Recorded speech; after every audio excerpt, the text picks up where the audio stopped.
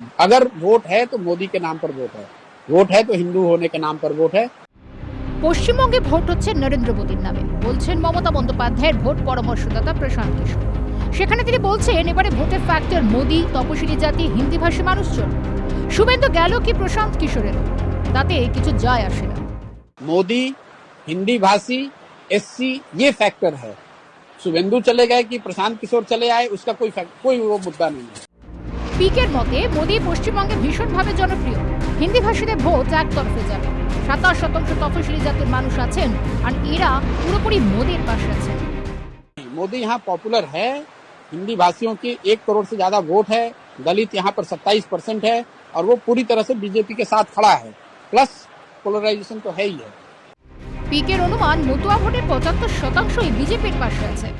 Matua will be predominantly voting for BJP, not as unitedly as they did in Lok Sabha, लेकिन मुझे लगता है अभी भी मथुआ will 75 बीजेपी 25 तृणमूल। নিজের সমীক্ষার ফল সম্পর্কে প্রশান্ত বলেন, কে সরকার গড়বে এই প্রশ্নের ক্ষেত্রে অধিকাংশই উত্তর দিয়েছেন বিজেপি। পিকের মতে যারা বিজেপিকে ভোট দেবেন তারা তো বলছেনই, এমনকি বামেদের পক্ষে যে 10 থেকে 15% ভোটদাতা রয়েছেন তাদেরও 2/3 মনে করেন বিজেপি সরকার গড়তে চলেছে। তাদের কাছে মমতা বন্দ্যোপাধ্যায়কে হারানোর প্রশ্নটাই প্রধান। বাম ভোটদাতারা ওই অংশ মনে করেন বিজেপি সরকার গড়লে সুদিন ফিরবে বামেদের। आप वोट किसको दीजिएगा और सरकार किसकी बन रही है, तो सरकार किसकी बन रही है उसमें प्रीडोमिनेंटली बीजेपी ही आता है। हम लोग के भी सर्वे में उसको हम लोगों ने खंगाल कर देखा, भाई ऐसा क्यों आ रहा है। ऐसा इसलिए आ रहा है कि जो बीजेपी को वोट कर रहा है वो तो कह ही रहा है कि बीजेपी की सरकार बन रही है। जो लेफ्ट को वोट करने वाले 10 से 15% लोग हैं उसमें करीब 2/3 लोगों का ऐसा मानना है कि बीजेपी की सरकार बन रही है। लेफ्ट का जो आदमी है वो सोचता है कि भैया कुछ भी हो बीजेपी आ जाएगी तो हमारी दुकान खुल जाएगी, कम से कम अभी ममता को तो हारना चाहिए। একটা ধারণা আছে পশ্চিমবঙ্গের বুথে বুথে বিজেপির সংগঠন নেই, কিন্তু সে কথা মানতে চাননি পিকে। সাংবাদিকদের সঙ্গে কথোপকথনে তিনি বলেছেন বুথ স্তরে বিজেপির প্রচুর নিষ্ঠাবান কর্মী আছেন। হতে পারে তারা বামফ্রন্ট থেকে বিজেপিতে এসেছেন, কিন্তু এখন তারা একনিষ্ঠভাবে বিজেপির হয়ে কাজ করছেন। একটি দুটি জায়গা বাদ দিলে পশ্চিমবঙ্গের এমন কোনো এলাকা নেই যেখানে বিজেপির প্রচুর নিষ্ঠাবান কর্মী নেই। लोग समझते हैं बाहर जो बंगाल में नहीं पहले आए थे कि भाई बीजेपी का नीचे ग्राउंड पे वर्कर नहीं है। ऐसी बात नहीं है, ग्राउंड पर बीजेपी के बहुत वर्कर हैं और वो सारे वर्कर लेफ्ट से इंपोर्टेड हो सकते हैं, लेकिन वो डेडिकेटेडली आज बीजेपी के लिए काम कर रहे हैं। तो कोई ऐसा एरिया नहीं है बंगाल का 1-2 जिला अगर छोड़ दे आप जहाँ पर कि बहुत मजबूत काडर बीजेपी का नहीं है। পিকের এই কথায় স্বাভাবিকভাবেই তাঁকে পড়তে হয় সাংবাদিকদের প্রশ্নের মুখে। তখন পিকের দাবি হিন্দু ভোটের 50 থেকে 55% যাবে বিজেপির ঝুলিতে। I have said 50% 50 to 55% Hindus are voting for BJP. পিকের কথায় দীর্ঘ 20 বছর ধরে বাংলায় সংখ্যালঘুদের তোষণের রাজনীতি করা হয়েছে। একটা ধারণা আছে মুসলমানরা যেদিকে থাকবেন সেই দল জিতবে। বাম, কংগ্রেস, দিদি সবাই এই কাজই করেছে।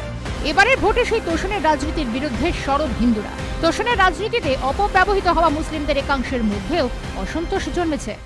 अब आप बंगाल को उठाकर देख लीजिए, पॉलिटिक्स का यहाँ एक लाइन का सिंपल फलसफा ये रहा है कि जिसको मुसलमान वोट करेगा वो सरकार बनाएगा। तो पूरी जो पॉलिटिकल इकोसिस्टम रही है वो चाहे कांग्रेस की रही हो, लेफ्ट की रही हो, दीदी की रही है, वो सब मुस्लिम वोट को लेने के लिए उस तरह से सोच उनकी रही है। पहली बार हिंदुओं को ऐसा लग रहा है कि अच्छा भैया हमको भी तो कोई पूछ रहा है। प्लस जो एंटी इनकम्बेंसी है वो स्टेट गवर्नमेंट के खिलाफ है, सेंटर के खिलाफ है नहीं। और मोदी है पॉपुलर, यहाँ काफी पॉपुलर है। अगर आप ক্লাব হাউস রুমে সাংবাদিকদের সঙ্গে চ্যাট করছিলেন তৃণমূলের ভোট কুশলী প্রশান্ত কিশোর। চতুর্থ দফার ভোটের শুরুতে প্রকাশ্যে ভোট কুশলী পিকের অডিও টেপ। সাংবাদিকদের সঙ্গে কথা বলছিলেন তৃণমূলের পরামর্শদাতা প্রশান্ত কিশোর। সেই বিতর্কিত অডিও টেপ প্রকাশ্যে এনেছেন বিজেপি নেতা অমিত মালব্য। সিএন সেই অডিও টেপের সত্যতা যাচাই করেনি। মালব্যের বক্তব্য অনুযায়ী তখনও পিকে বুঝতে পারেননি তার কথা প্রকাশ্যে চলে যাচ্ছে। সেই সময় পিকের কথা প্রেক্ষিতে এক মহিলা সাংবাদিককে বলতে শোনা যাচ্ছে প্রশান্ত কিশোরে ঘোষণা করলেন পশ্চিমবঙ্গের ভোটে নরেন্দ্র মোদী জয়ী হচ্ছেন। People are tweeting about this clubhouse thing and they're saying that Prashant Kishore along with other journalists we have declared victory of Narendra Modi in West Bengal. সঙ্গে সঙ্গে পিকের প্রশ্ন, এসব কথোপকথন কি প্রকাশ্যে আসছে? Is it open? তারপর আর সোজা সাপটার কথা নেই পিকে। এই অডিও ক্লিপ প্রকাশ্যে এনে অমিত মালব্য টুইটে জানিয়েছেন, যে মুহূর্তে মমতা বন্দ্যোপাধ্যায়ের ভোট কুশলী প্রশান্ত কিশোর বুঝে যান তার কথা প্রকাশ্যে চলে যাচ্ছে, সঙ্গে সঙ্গে চুপ পিকে। এই অডিও ক্লিপ প্রকাশ্যে আসার পর প্রশান্ত কিশোর দাবি করেছেন, বিজেপি তাঁদের নেতাদের কথার চেয়ে আমার কথোপকথনকে বেশি গুরুত্ব দেওয়ায় আমি খুশি। বাছাই করা অংশ প্রকাশ্যে না এনে সাহস করে পুরো আলোচনাটাই প্রকাশ্যে আনুক তারা।